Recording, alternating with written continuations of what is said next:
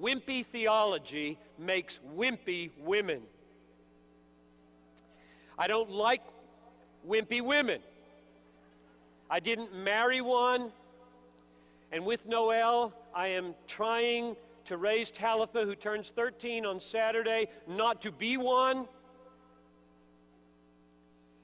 The opposite of a wimpy woman is not a brash, pushy, loud, controlling, sassy, uppity, arrogant Amazon. The opposite of a wimpy woman is 14-year-old Marie Durant, who in the 17th century in France was arrested for being a Protestant, put in prison and told, "You may get out for one phrase, I abjure." And she wrote on the wall of her cell, "I resist," and stayed there 38 years until she was dead doing just that. That's the opposite of a wimpy woman. Another opposite of a wimpy woman is Gladys Staines. 1999, remember the story. After serving for 3 decades with her husband Graham in India to the lepers, heard one day that her husband Graham and little Philip 10 and Timothy 6 had been set on fire, burned alive in the back of their car, and said to the newspapers, "I have only one message for the people of India. I am not bitter, neither am I angry. Let us burn hatred and spread the flame of Christ's love."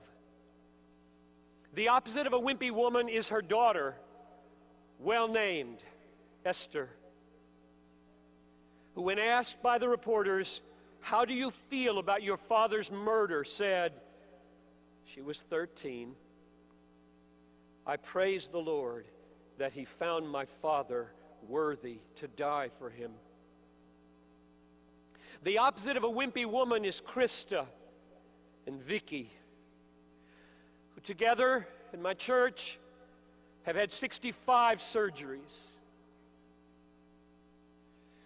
for so-called birth defects, Apert syndrome, hypertelorism. And write, "I praise you, for I am fearfully and wonderfully made. Your works are wonderful, and I know them right well." And Krista says, "Even though my life has been difficult, I know that God loves me and created me just the way I am.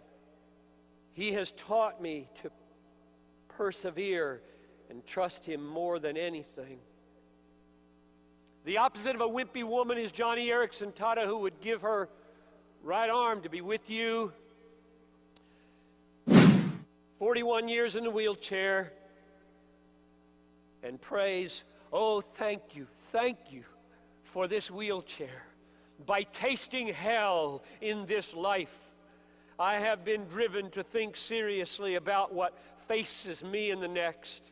This paralysis is my greatest mercy." The opposite of a wimpy woman is Susie. 4 years ago, her husband, 59, was taken. Then a month later, she found she had breast cancer. And then her mom died. And then a miracle happened. She wrote to me, "Now I see that I have been crying for the wrong kind of help. I now see that my worst suffering is my sin of self-centeredness and self-pity.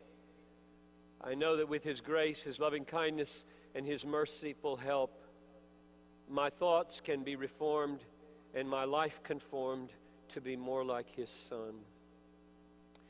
Wimpy theology makes wimpy women. That's my assumption as I begin this message.